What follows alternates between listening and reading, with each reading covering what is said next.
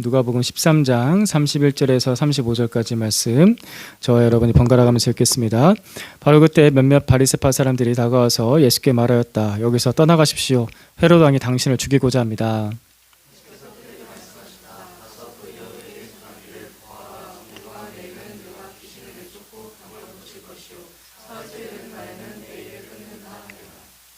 그러나 오늘도 내일도 그 다음 날도 나는 내 길을 가야 하겠다. 예언자가 예루살렘이 아닌 다른 곳에서는 죽을 수 없기 때문이다.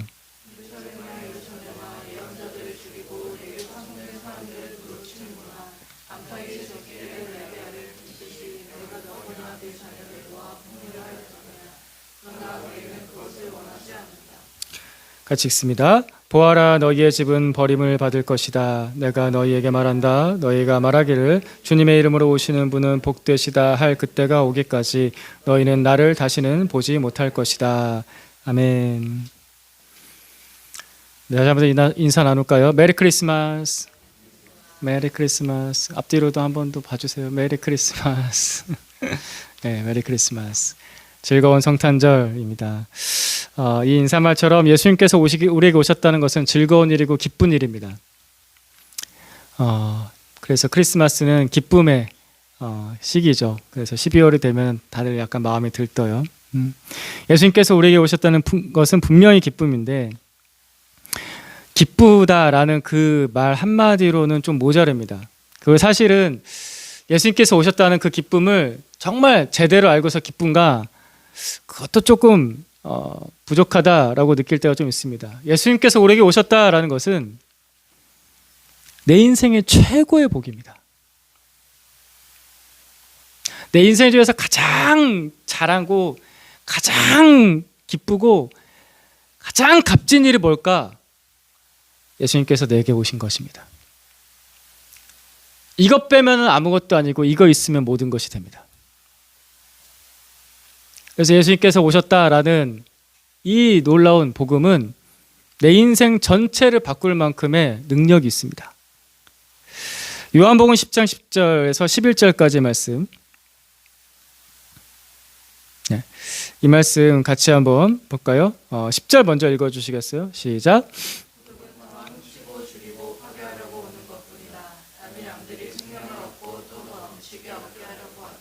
나는 선한 목자이다. 선한 목자는 양들을 위하여 자기 목숨을 버린다. 아멘. 우리가 이 세상을 살아갈 때 도둑을 맞을 때가 있습니다. 실제로 뭐 강도가 들어서 집에 도둑을 맞는다 그런 것도 있을 수 있지만 도둑 같은 사람을 만날 때가 있습니다. 내 인생을 앗아가는 사람을 만날 때가 있습니다. 내 인생을 힘들게 하는 사람을 만날 때가 있습니다. 또 도둑 같은 세상의 법칙들, 도둑 같은 세상의 권세들을 만날 때가 있습니다. 세상이 왜 이렇게 돌아가지? 나를 왜 이렇게 힘들게 하지? 그래서 세상을 살면서 도둑을 맞을 때가 있습니다. 이미 그것을 경험하신 분들도 있을 겁니다. 여기에는 있죠. 그리고 경험하실 겁니다. 왜냐하면 우리는 세상에 살기 때문에. 어쨌든 그 인생의 도둑 맞는 일들을, 운 나쁜 일들을, 기분 나쁜 일들을, 내가 피해보는 일들을 수도 없이 경험하고 견뎌가며 보통 사람이 한 100년 정도 산다고 할 때 100년 동안 그것을 견뎌내가면서 버텨가면서 살아내면 맨 마지막에 최악의 도둑이 나를 기다리고 있습니다. 그리고 그 도둑이 내 모든 생명을 빼앗아갑니다. 그 도둑의 이름은 죽음입니다. 모든 인생은 그래서 도둑 맞은 인생을 삽니다. 모든 사람은 내가 생명이 있고 살아갈 힘이 있고 하는 동안에는 난 살만하다 괜찮다 싶죠. 도둑 한 번만 맞으면요 넘어졌다 일어서는 것이 굉장히 힘듭니다. 질병으로 한 번 인생이 쓰러지면은 넘어졌다 일어서는 것이 굉장히 힘듭니다. 경제적인 타격이 한 번 오게 되면은 넘어졌다 일어서는 것이 굉장히 힘듭니다.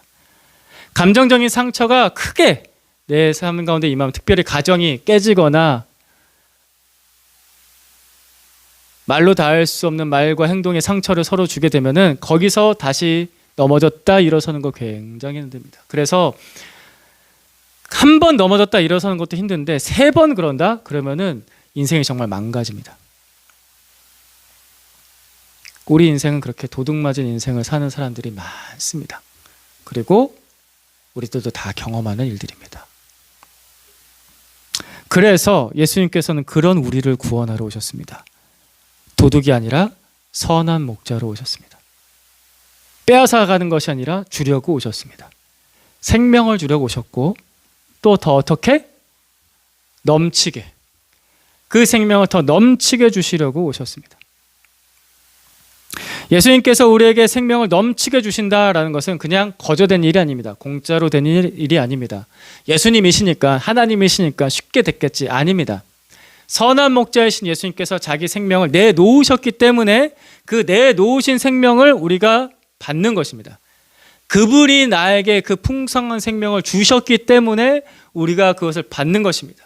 그분에게서 빼앗긴 그 예수 그리스도에게서 빼앗은 생명이 나에게 왔기 때문에 내가 생명을 얻고 더 풍성히 얻는 것입니다. 공짜 아닙니다. 그래서 그 예수 그리스도를 나의 선한 목자로 믿는 사람들은 풍성한 생명, 전혀 다른 삶을 누리면서 살아가는 것입니다. 보아스가 룻에게 했던 말, 지난주에 나눴던 설교 중에서 보아스가 룻에게 했던 말처럼 그 사람들은 하나님의 날개 밑으로 피해온 사람들입니다. 그들은 생명을 얻고 더 풍성히 얻습니다.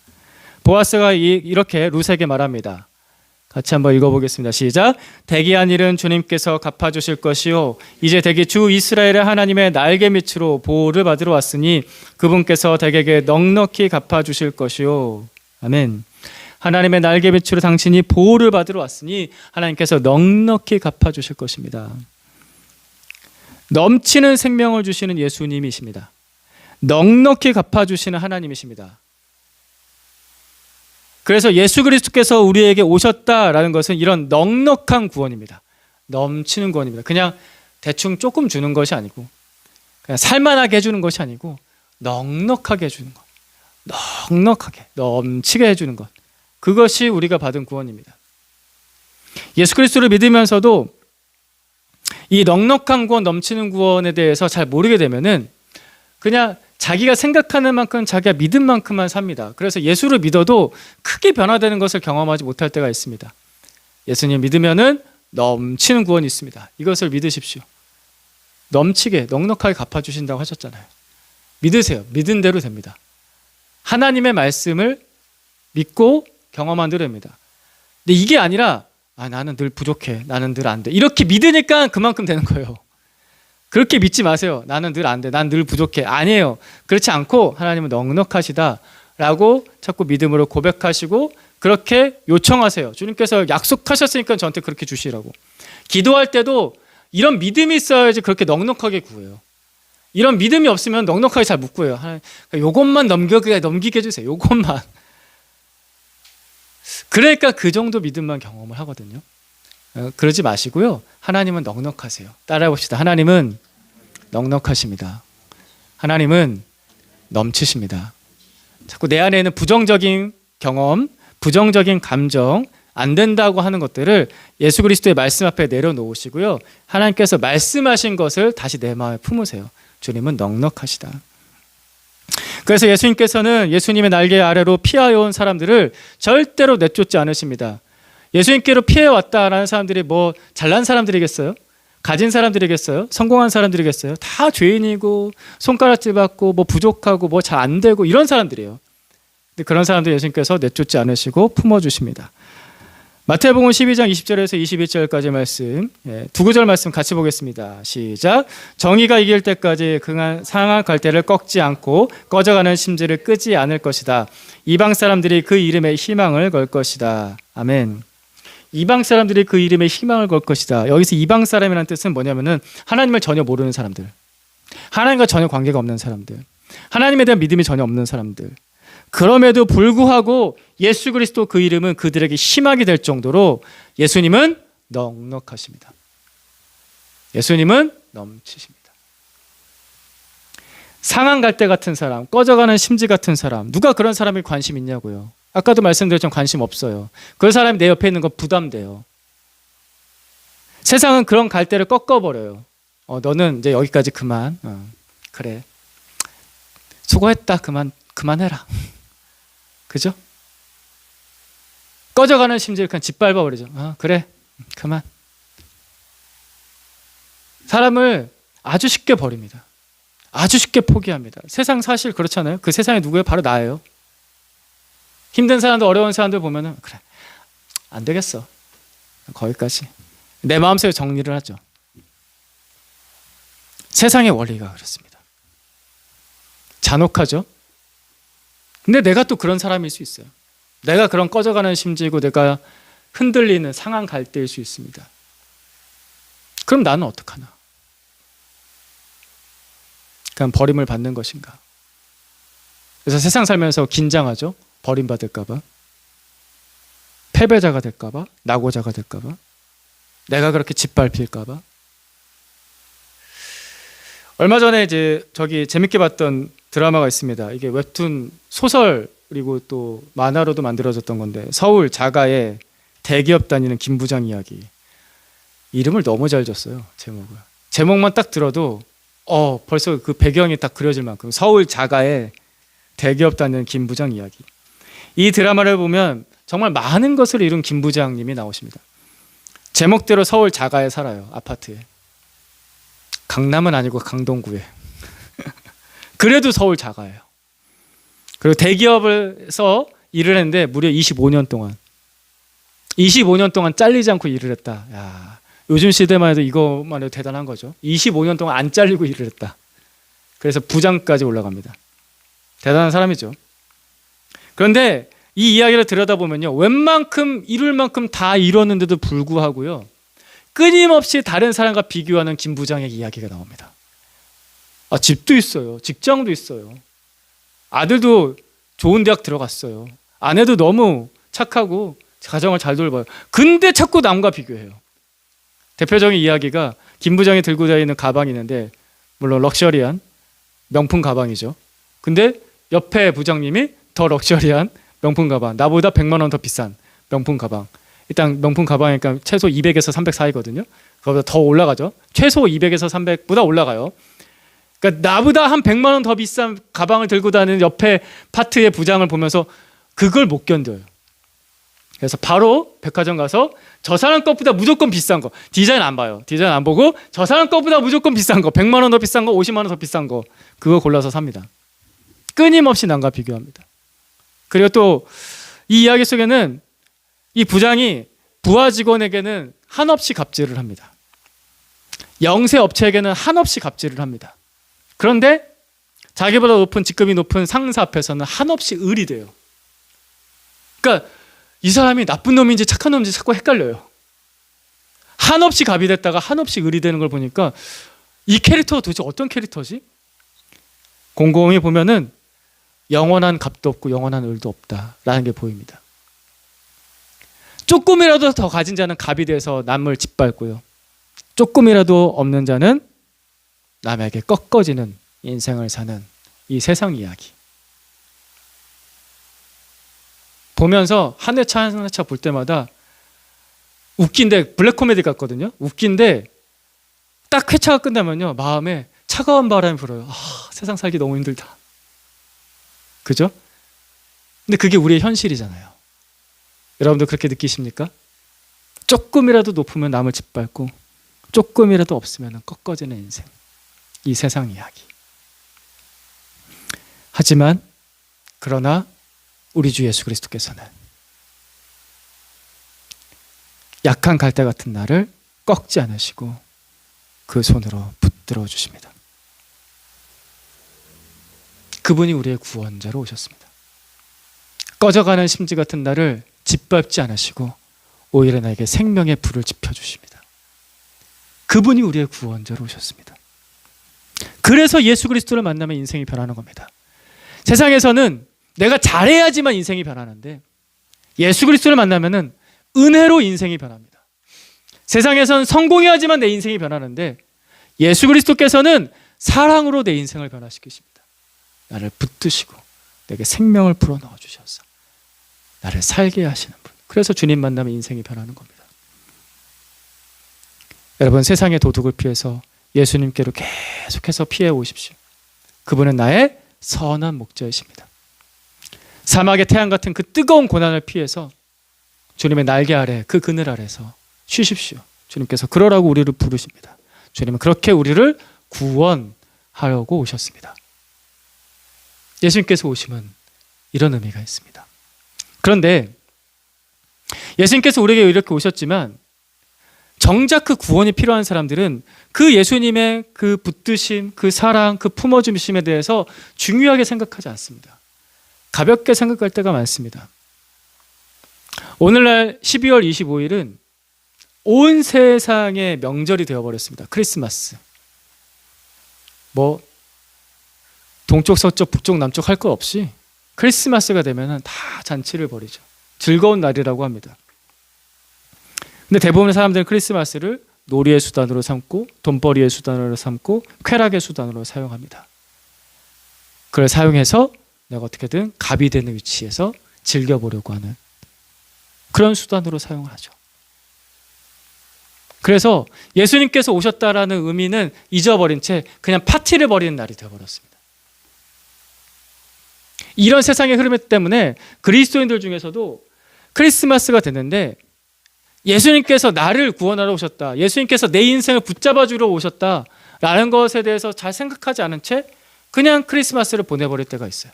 그냥 그런 날인다, 매년 돌아온 날이니까, 그죠? 12월 25일은 매년 돌아오니까. 사랑하는 우리 형제자매 여러분, 예수님께서 선한 목자로 오셨습니다. 기억하십시오. 양을 위해서 목숨을 바치는 선한 목자로 나에게, 우리에게 예수님께서 그 모습으로 오셨습니다. 오늘 본문을 보겠습니다.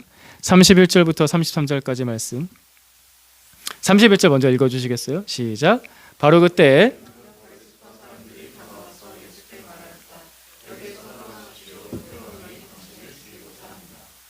예수께서 그들에게 말씀하셨다. 가서 그 여호에게 전하기를, 보아라, 오늘과 내일은 내가 귀신을 내쫓고 병을 고칠 것이요 사흘째 되는 날에는 내 일을 끝낸다 하여라. 그러나 오늘도 내일도 그 다음 날도 가야 하겠다. 예언자가 예루살렘이 아닌 다른 곳에서는 죽을 수 없기 때문이다. 아멘. 2000년 전 첫 번째 크리스마스에 예수님께서 태어나시던 날 밤에 헤롯 대왕은 유대의 왕으로 태어났다라고 하는 그리스도를 찾아서 죽이려고 했습니다. 그 메시아를 찾아서 죽이려고 했습니다. 그 어린 예수를 찾아서 죽이려고 했습니다. 그가 헤롯 대왕이었습니다. 2000년 전 첫 번째 크리스마스에. 그리고 나서 30년쯤 흘렀을 때 오늘 말씀 31절처럼 그 헤롯 대왕의 아들인 헤롯이 또 나옵니다. 무슨 말인지 알겠죠? 서양은 그 가문의 이름을 따서 가니까요. 네, 이 사람의 이름은 헤롯 안티파스입니다. 헤롯 안티파스는 또 예수님을 죽이려고 했습니다. 뭐가 마음에 안 들었는지 예수님을 또 죽이려고 했습니다. 선한 목자이신 예수님께서는 태어날 때부터 계속해서 양들을 위해서 목숨을 버리는 일을 시작하신 것입니다. 끊임없이 그 목숨의 위협을 당하셨습니다. 그리고 마침내는 유대인들이 그 목숨을 빼앗죠. 골고다 언덕, 그 십자가에서 예수 그리스도께서는 자신의 목숨을 다 내어놓으시고 그 물과 피를 다 쏟으시고 그들이 원하는 대로 생명이 빼앗기셨습니다. 32절과 33절 말씀 다시 한번 더 보겠습니다. 제가 32절 읽겠습니다. 예수께서 그들에게 말씀하셨다. 가서 그 여호에게 전하기를, 보아라, 오늘과 내일은 내가 귀신을 내쫓고 병을 고칠 것이요 사흘째 되는 날에는 내 일을 끝낸다 하여라. 그러나 오늘도 내일도 그 다음 날도 나는 내 길을 가야 하겠다. 33절에 이렇게 나옵니다. 오늘도 내일도 그 다음 날도 나는 내 길을 가야 하겠다. 오늘도 내일도 그 다음 날도 나는 내 길을 가야 하겠다. 예수님께서 결연하게 말씀하십니다. 그리고 말씀만 하신 것이 아니라 그렇게 사셨습니다. 오늘도 내일도 그 다음 날도 나는 내 길을 가야 된다. 헤롯 왕이 나를 죽이든 유대인이 나를 죽이려 하든 그 누가 나를 방해를 한다고 하더라도 나는 내 길을 가야 되겠다. 그렇게 살아가신 예수님을 보십시오. 그렇게 살아내신 예수님을 보십시오. 주님께서 이렇게 우리에게 오셨습니다. 오늘도 내일도 그 다음 날도 나는 내 길을 가야 하겠다 했기 때문에 예수님께서 내 인생에 오신 것입니다. 그분이 그 길을 멈추셨다면은 그 구원은 이루어지지 않았겠죠? 예수님이 나한테 오실 일은 없었을 것입니다. 오늘도 내일도 그 다음 날도 내 길을 가야 되겠다. 그렇게 구원을 이루신 예수님께서 나에게 오셨기 때문에 내가 기쁜 겁니다. 완벽하게 최선을 다해서 온전하게 그 구원의 길을 걸어가신 예수 그리스도께서 내게 오셨기 때문에 내가 안심할 수 있는 겁니다. 그분의 구원은 완전하기 때문에 안심하고 믿을 수 있고 안심하고 의지할 수 있는 겁니다. 그래서 기쁜 겁니다. 그냥 크리스마스야 트리를 장식해서 기쁜 것이 아니라 오늘도 내일도 그 다음날도 그분의 길을 가신 그분이 나에게 오셨기 때문에 그래서 기쁜 거예요. 이어서 34절 말씀 보겠습니다. 같이 봅니다. 시작. 예루살렘아 예루살렘아 예언자들을 죽이고 내게 파송된 사람들을 돌로 치는구나. 암탉이 제 새끼를 날개 아래 품듯이 내가 몇 번이나 내 자녀를 모아 품으러 하였더냐. 그러나 너희는 그것을 원하지 않았다. 암탉이 제 새끼를 날개 아래 품듯이 암탉이 제 새끼를 날개 아래 품듯이 예수님께서 그렇게 우리를 품으려고 오셨습니다. 인간이 타락하고 죄 지은 다음부터 하나님께서는 끊임없이 인간들을 구원하시려고 그분의 구원의 메시지, 사랑의 메시지를 전하시려고 예언자들을 계속해서 보내셨습니다. 하나님께서 보내신 예언자들의 공통적인 메시지는 회개하라, 돌아오라 였습니다. 근데 뭘 회개하라는 건가? 왜 돌아오라는 건가? 많은 사람들은 그것을 이해하지 못했는데 핵심적인 내용은 이거죠. 우리가 돌아가야 될 분, 우리가 회개해서 돌이켜야 될 분은 우리 아버지 하나님이시다.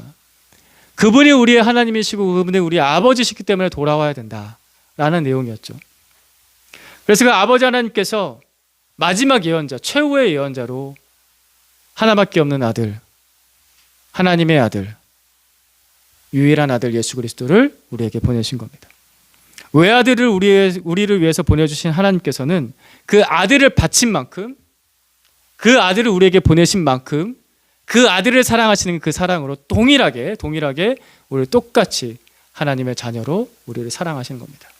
아들을 보내셨다라는 것은 우리의 가치가 하나님의 아들의 가치만큼 있다라고 하나님께서 그렇게 정하신 겁니다. 너의 가치가 내 아들만큼 소중해 라고 하셨기 때문에 우리가 예수 그리스도를 믿는 순간 우리는 그분의 자녀가 되는 것입니다.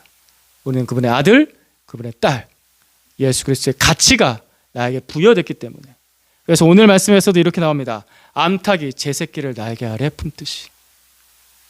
신인데 사람을 자녀라고 하나? 예, 하나님은 그러신 분이십니다. 암탉이 제 새끼를 날개 아래 품듯이.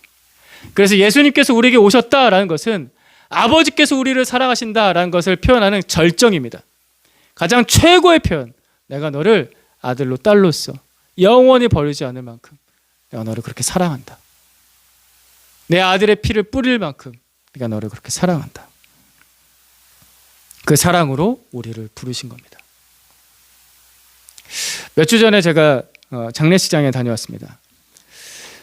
결혼식장에 가는 것보다 장례식장에 가면은 확실히 제 자신의 삶을 돌아보게 되는 깨달음들이 좀 많습니다. 왜냐하면 장례식장에 가게 되면은 그 장소에 도착하는 순간 내 인생의 끝을 생각하게 되거든요. 내 인생의 끝을 미리 보게 되는 인생 수업을 장례식장에서 계속해서 받게 됩니다. 몇 번을 가더라도 끝이 온다. 그 장례식장에서 하나님께서 주시는 안식에 대해서 말씀을 잠깐 나눴습니다. 유가족들에게 히브리서 4장 10절 말씀 같이 읽고 말씀을 잠깐 나눴었는데 같이 한번 읽어볼까요? 시작.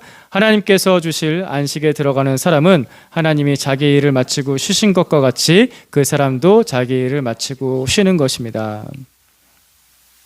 하나님께서 쉬신 것 같이 우리도 쉰다. 하나님께서 그 쉼을 주신다라는 말씀인데요. 사람들이 바쁘게 살아가면서 돈을 벌잖아요. 성공을 위해서 열심히 달려갑니다. 그래도 쉬기를 원합니다. 여러분 어제 잘 쉬셨습니까?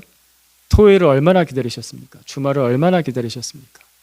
아무리 돈을 열심히 벌고 성공을 해서 달려간다고 하더라도 사람은 일주일에 한 번쯤은 쉬고 싶어 합니다. 그리고 인생의 노년이 깨게 되면은 이제 그만 좀 쉬고 싶다. 그럴 때 봅니다. 그런데 쉼이라는 것은요. 주인이 쉬게 해주는 것입니다. 이게 쉬는 것의 법칙입니다. 내 마음대로 쉬지 못합니다. 직장 상사가 나를 쉬게 해줘야 쉬는 것입니다. 학교 선생님이 나를 쉬게 해줘야 쉬는 것입니다. 부모님이 아이를 공부 이제 그만하고 쉬어야 라고 해야 아이도 맘 놓고 쉬는 것입니다. 쉼의 원칙이 있습니다. 주인이 나를 쉬게 합니다. 근데 사람들은 잘못된 주인을 만나서 쉼을 얻지 못하죠. 돈은 계속 벌어야 돼요. 어떻게 쉬어? 한국 주식장 쉬면은 미국 주식장은 열리잖아. 어떻게 쉬어? 그죠? 그래서 쉬지를 못해요. 좋은 주인을 만나지 못해서. 참된 주인이신 하나님께서 우리를 부르십니다. 쉬게 하시려고. 그분이 진짜 주인이시기에 우리를 쉬게 하시려고 부르십니다. 하나님께서 그분의 날개 아래로 우리를 쉬라고 부르시는 겁니다. 안식하라고 부르시는 겁니다. 그래서 그 하나님의 날개 아래로 피한 사람들은 다 구원을 받습니다. 구원은 안식, 쉼입니다. 지난주에 나눴듯이 하나님의 백성이 절대 되지 못한다고 했던 모압 민족이라고 할지라도 룻처럼 하나님의 날개 아래로 피하면은 다 쉬는 것입니다. 천대받는 여인이었지만 하나님의 날개 아래로 피했으니까 하나님께서 쉬게 해주셨습니다. 신약에서는 로마의 앞잡이였죠. 매국노였죠. 세리장이었던 삭개오 다 손가락질하고 저 사람은 죄인이라고 그렇게 말을 했지만 예수님을 보려고 뽕나무 위로 올라갔던 삭개오 그는 예수님의 날개 그늘 아래서 쉴 수 있었습니다. 다른 사람들은 그 마음을 쉬지 못하게 할지라도 예수님은 그를 쉬게 하셨습니다. 왜냐하면 예수님께서는 제 새끼를 나에게 아래 품듯이 우리를 품어주시려고 오셨기 때문에 우리를 쉬게 하시려고 오셨기 때문에 그래서 기쁜 겁니다. 그분이 나를 쉬게 해주려 오셨기 때문에 기쁜 거예요. 그분의 쉼은 보장된 쉼이기 때문에 기쁜 거예요. 진짜 주인이 나를 쉬게 한다. 그 사랑으로 나를 품어주시고 그 사랑으로 나를 받아주시기 때문에 내가 쉴 수 있는 겁니다. 그래서 기쁘고 감사한 겁니다. 예수님께서는 이 구원을 이루기 위해서 전 삶을 내놓으셨습니다. 완벽한 구원을 이루셔야 했기 때문에 예수님의 완벽한 삶을 내놓으셨습니다. 모든 죄인을 다 용서해야 되기 때문에 가장 완전한 사랑을 내놓으셨습니다. 이처럼 하나님께서는 우리를 구원하시기 위해서 절대 가볍게 허투루 대충 하신 것이 아니라 전심전력을 다하여서 우리를 구원하셨습니다. 그분께서 그리스도께서 사람이 되셔서 우리에게 오셨다라는 것은 그 전심전력을 보여주는 겁니다. 신이 인간을 구원하기 위해서 대충 할 수도 있잖아요. 그렇게 안 하셨다고요. 사람이 되셔서 나에게 오셨습니다. 나를 완전하게 구원하기 위해서. 이것이 복음입니다. 그래서 이 복음에는 삶의 무게가 있습니다. 예수님의 삶의 무게가 있습니다. 그 생명의 무게가 있습니다. 근데 이 복음을 들어도 다 믿진 않거든요. 다 받아들이진 않아요. 왜 받아들이지 않을까? 34절과 35절 말씀 다시 한번 보겠습니다. 34절 먼저 읽어주시죠. 시작. 예루살렘아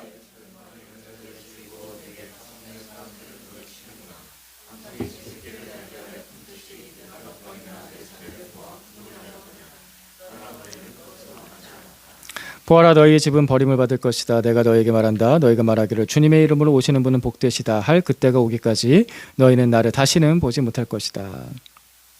예수님께서 그 전 삶을 다 바쳐셔서 나를 품으려고 하셔도 내가 그것을 원하지 않으면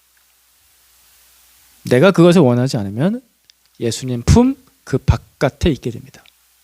사람의 마음에는 이것이 있습니다. 이게 죄의 특징인데 하나님을 원하지 않아요. 그분이 나를 아무리 사랑하신다고 하셔도 그분이 아무리 진리라고 하셔도 그분이 나에게 어떤 대가 지불을 하셨다고 하더라도 죄의 특징이 무엇이냐면 하나님을 거부한 특징이 있습니다. 그것을 원하지 않으면. 그래서 35절 말씀 보시면 너희의 집은 버림을 받을 것이다 라고 나오는데 이것은 하나님께서 너희를 버리실 것이다 보다 앞서서 먼저 그들 스스로 하나님을 원하지 않았기 때문에 하나님 품 바깥에 있기로 그들 스스로 선택해서 나타난 결과인 겁니다. 유대인들은 하나님의 백성이라 불렸던 유대인들은 하나님께서 품어주시라는 사랑을 끊임없이 수백 년 수천 년의 역사 속에서 끊임없이 받아왔지만 그 유대인들은 다 그 사랑을 받은 것이 아니라 그래도 끊임없이 하나님의 사랑을 거부하고 무시한 사람들이 있습니다. 아버지 하나님께서 마지막으로 아들 예수님까지 보내셨지만 그 유대인들 중에 많은 사람들은 그 아들 예수님까지도 무시하고 버렸죠. 싫다고 했죠. 그 결과가 어떻게 되냐면은 방금 전에 봤던 35절 말씀처럼 그들의 집이 텅텅 비게 됩니다. 너희의 집은 버림을 받을 것이다. 이걸 다른 쪽으로 생각을 해보면요, 사람들이 집을 버렸어요. 그러니까 집이 비게 되는 거죠. 그 집을 버리고 떠난 거예요. 왜 그랬냐면은 AD 70년에 주후 70년입니다. 주님께서 오신 후 70년이 되었을 때 로마 장군 티투스가 예루살렘 성을 함락하러 왔습니다. 포위를 하고 완벽하게 함락을 시킵니다. 그리고 그 화려했던 성전, 예루살렘 성전을 돌 하나도 돌 위에 남지 않을 정도로 다 무너뜨려 버립니다. 그래서 예루살렘 성이 비게 됩니다. 너희의 집은 버림을 받을 것이다. 하나님 바깥, 그 품 바깥에는 보호가 없기 때문에, 하나님의 보호가 없기 때문에 인생의 도둑이 찾아옵니다. 선한 목자를 따르지 않으면 인생의 도둑이 찾아옵니다. 그분의 보호가 없기 때문에. 그분이 나를 버리시기 전에 내가 그분의 보호 바깥을 선택하는 것이 어리석은 선택입니다. 우리에게 오신 예수님을 가볍게 여기거나 무시하거나 대충 생각하는 것은 선한 목자의 보호, 그 바깥을 선택하는 어리석은 선택입니다. 주님께서 우리에게 오셨다는 것은 전부를 다 건 하나님의 전심전력을 다한 구원입니다. 예수님께서 우리한테 크리스마스 파티를 만들어 주시려고 오신 것은 아닙니다. 진짜 기쁨, 진짜 감사를 주시려고 우리에게 오셨습니다.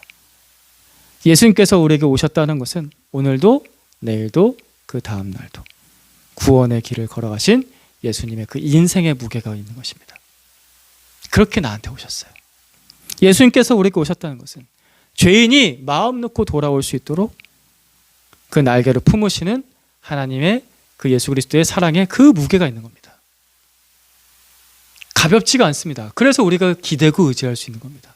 그 사랑이 결코 가볍지가 않아서, 그 사랑이 너무나 완벽해서, 믿음직해서.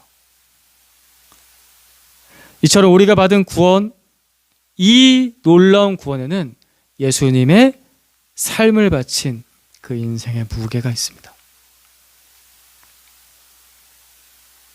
구원은 이처럼 예수 그리스도의 은혜로 된 것인데, 이 복음을 들었음에도 불구하고 그 구원이 잘 나한테 와닿지 않고 그 구원에 대해서 어떻게 반응해야 될지 모르겠는 것은 첫 번째 이유가 이것입니다. 예수님께서 삶을 바치신 그 무게만큼 나한테 구원을 베풀어 주셨는데 인간이 본능적으로 느끼거든요. 그러면은 나도 내 삶의 중심을 드려야 되지 않을까? 이게 맞잖아요. 예수님께서 모든 것을 나한테 바치셨는데 나도 내 인생의 중심을 드려야 되는 거 아닌가? 여기서 어려움을 느껴요. 어려움을 느끼지 마시고요, 안심하고 그냥 드리세요. 그분께 맡기세요. 나의 인생의 중심을 드립니다. 변두리를 드리는 것이 아니라 내 인생의 중심을 드립니다. 당신이 나한테 모든 것을 바치셨듯이 나도 당신께 모든 것을 드립니다. 이게 맞잖아요. 연인 간의 관계가 부부가 될 때에도 서로에게 모든 것을 서로 바치잖아요. 그때 하나가 되잖아요. 근데 예수님은 나한테 다 바치셨는데 나는 다 바치긴 좀 곤란한데요. 이러니까 계속 갈등이 일어나는 거예요. 믿음의 중심으로 들어가지 못해요. 주님께서 나에게 모든 것을 주셨듯이 나도 중심을 드리는 겁니다. 예수를 믿고 난 다음에도 구원받은 사람인데, 구원받았는데 신앙생활이 즐겁지 않다, 신앙생활이 늘 갈등이 있다, 문제가 있다, 어떤 변화가 잘 일어나지 않는다. 왜 그럴까? 똑같아요. 온 세상에서 가장 큰 사랑, 가장 큰 무게의 사랑을 나한테 주셨는데 내가 자꾸 예수님께 그 중심을 두지 않고 다른 쪽에다가, 세상에다가, 나의 욕심에다가, 돈에다가, 내 성공에다가, 내 목표에다가 내 중심을 자꾸 두는 거예요. 그러면은 내 인생의 무게중심이 두 개가 생겨요. 예수를 믿었다고 하는데 예수님이라는 큰 무게중심, 그 사랑의 중심이 여기 있는데 내가 다른 무게중심을 자꾸 두려고 하니까 무게중심이 두 개면 어떻게 돼요? 기우뚱기우뚱할 수밖에 없어요. 그러니까 신앙생활하고 예수를 믿는다고 하는데 자꾸 흔들려요. 나는 왜 예수를 믿는데 흔들리지? 왜 나는 평안하지 않지? 무게중심이 하나가 아니어서 그래요. 그분께 무게중심을 옮기는 겁니다. 그 사랑에 나의 삶을 완전히 다 맡기는 겁니다. 그때 진짜 기쁨이 있어요. 가벼운 기쁨이 아니라 진짜 기쁨. 말로 다 할 수 없는 감격. 와, 어떻게 예수님이 나한테 오셨지? 어떻게 그 사랑을 나한테 베푸셨지? 말로 다 할 수 없는 기쁨. 저는 우리 하늘시학교의 형제자매들이 다 이 기쁨을 누리셨으면 좋겠습니다. 가벼운 기쁨이 아니라 온 삶을 다 채울 수 있을 만한 기쁨. 그래서 세상에 나에게 폭풍이 다가온다고 할지라도 이 기쁨 때문에 견뎌나갈 수 있는 그 강한 기쁨, 그 강한 감사. 저는 가끔 오카노 목사님이 간증하셨던 얘기가 마음속에 떠오를 때가 있어요. 오카노 목사님이 그런 얘기 하셨어요. 내가 예수를 믿고 나서 수십 번, 수백 번, 수천 번 예수 그리스도의 복음을 전했습니다. 하나님의 아들이 나를 위해서 오셨다는 그 복음을 전했습니다. 근데 내가 말로는 그렇게 전하는데 내가 그것을 믿고 있고 아는데 근데 그 사실을 곰곰이 생각해 보면 도대체 왜 하나님의 아들이 나를 위해서 이 땅에 오셨을까? 곰곰이 생각하면 생각할수록 그게 이해가 되지 않습니다. 왜 나를 위해서 이 땅에 오셨을까? 내가 그것을 믿고 의지하지만 아무리 생각해도 나를 위해서 오실 이유가 없는데 왜 나를 위해서 오셨을까? 제가 돌아가신 옥 목사님을 존경하는 이유 중 하나가 뭐냐면은 그분은 평생 복음을 전하시고 또 목회도 잘하셨어요. 사랑의 교회, 지금은 별로지만 아무튼 개척하셔서 그 초창기에 그 건강한 교회를 세우시는데 온 전력을 다하셨는데 끝까지 그 믿음이, 그 사랑이, 그 본질이, 그 목회를 걸어갔던 길이 변질되지 않았다는 것에서 저는 크게 존경을 합니다. 그 이유가 뭘까? 그 중심이 예수께 있었거든요. 큰 목회를 하건 성공을 하건 그건 상관없어요. 그 중심이 예수께 있었기 때문에 흔들리지 않는 겁니다. 왜 예수께서 나를 위해서 오셨을까? 이것을 깊이 경험하면 눈물이 날 수밖에 없고 기쁠 수밖에 없고 감격할 수밖에 없고 세상에 어떤 어려움이 있다고 해도 그거 하나 때문에 이겨낼 수 있습니다. 사랑하는 우리 형제자매 여러분, 여러분의 중심으로 응답하십시오. 예수께서 그 중심을 다해서 그 전심전력을 다해서 나에게 오셨듯이 당연하지 않습니까? 그렇다면 나도 내 인생을 걸고서 응답해야 되는 거 아닙니까? 그럴 때 진짜 기쁨이 있습니다. 손해가 아니에요. 빼앗기는 게 아니에요. 진짜 감사, 진짜 기쁨이 있습니다.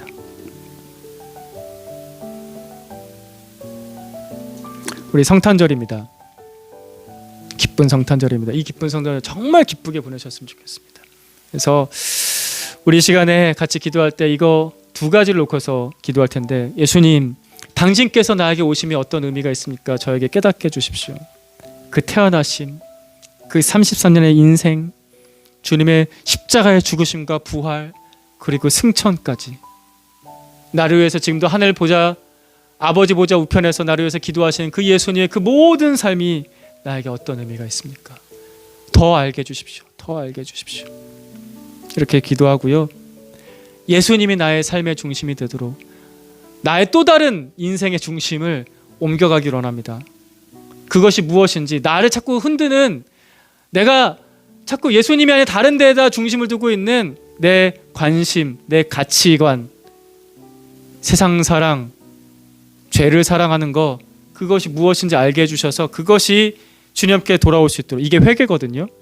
이렇게 회개하고 주님께 중심을 둘 수 있게 도와주십시오라고 우리 같이 한번 기도하십시다. 기도하겠습니다. 주 하나님 아버지, 하나님 이 시간에 나를 위해서 오신 예수 그리스도를 깊이 생각하고 그 의미를 알게 원합니다. 이 땅에 베들레헴 그 말구 위에 태어나신 어린 아기 예수 그리스도를 기억합니다. 33년 이 땅에서 발붙이고 수많은 죄인들과 호흡하시면서 같이 살아내신 예수 그리스도, 그 놀라운 인생을 기억합니다. 골고다 언덕으로 올라가신, 십자가 지고 가신 예수 그리스도 주님을 바라봅니다.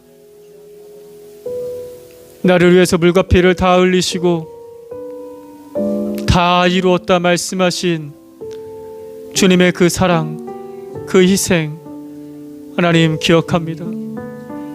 주님, 그것이 나에게 어떤 의미가 있는지 더 알게 해주십시오. 더 알게 해주십시오. 깨달을 수 있도록 주님 가르쳐 주시옵소서. 죽음 이기시고 죄의 권세 이기시고 부활하셔서 영원히 사는 생명을 보여주신 예수 그리스도, 그리고 지금 승천하셔서 하나님 보좌 우편에 앉으셔서 나를 위해서 기도해 주시는 예수 그리스도, 주님의 그 영원한 삶이 나에게 부어졌는데 주님, 그 의미를 더 많이 더 깊이 알기 원합니다. 주님, 알게 해주십시오. 세상의 여러 가지 소식과 세상 가치들에 흔들리는 저의 중심을 나의 구원자, 나의 선한 목자 예수 그리스도께로 옮깁니다.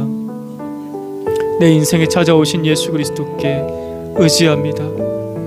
주님, 저의 삶이 흔들리지 않게 붙잡아 주십시오. 죄로부터, 세상으로부터, 인생의 도둑으로부터 주님 저를 보호해 주시고 지켜 주시옵소서. 아버지, 우리가 주님께서 오심을 더 깊이 알 때 진짜 기쁨, 가볍지 않은 내 인생 전체를 채우는 기쁨, 그 감사, 찬양, 고백으로 채워지기 원합니다. 세상이 나를 흔든다 할지라도 흔들 수 없는 반석 되신 예수 그리스도께 잘 붙어있는 복된 삶 되게 해주시옵소서.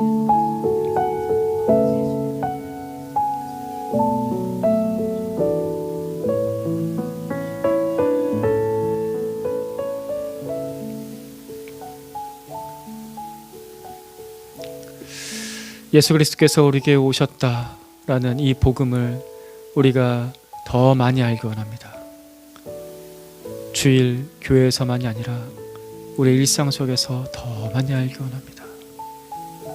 오늘도 내일도 그 다음 날도 나는 내 길을 걸어가야겠다. 그 길을 걸어가 주신 예수 그리스도, 당신의 삶을, 그 구원을, 그 생명을 더 알게 해주십시오. 경험하게 해주십시오. 그래서 나의 삶의 중심을 주님께로 옮기는 것에 주저하지 않고 안심하고 그 구원을 누리게 해주십시오. 세상에 가벼운 쾌락이 아니라 주님께서 주시는 내 인생을 가득 채우는 기쁨으로 우리를 채워주시기를 기도합니다. 이 성탄의 계절에 이 기쁨과 감사로 주님을 노래하며 새해를 맞이할 수 있도록 우리에게 선한 목자이신 예수님 찾아와 주시고, 상한 갈대 같은 나를, 꺼져가는 심지 같은 나를, 우리를 붙잡아 주시옵소서. 우리 주 예수 그리스도의 이름으로 기도드립니다. 아멘.